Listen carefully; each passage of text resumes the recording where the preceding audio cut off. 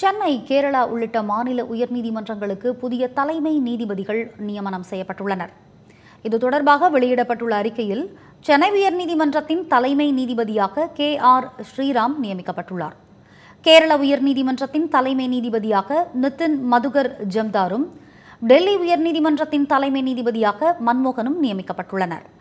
மேலும் ஜம்மு காஷ்மீர் மற்றும் லடாக்கின் தலைமை நீதிபதியாக சுரேஷ்குமார் கைட்டும், நீதிபதி GS சந்தவாலியா மத்திய பிரதேச உயர்நீதிமன்ற தலைமை நீதிபதியாகவும் நியமனம் செய்யப்பட்டுள்ளனர். MS ராமச்சந்திர ராவ் ஜார்க்கண்ட் உயர்நீதிமன்றத்தின் தலைமை நீதிபதியாக நியமிக்கப்பட்டுள்ளார்.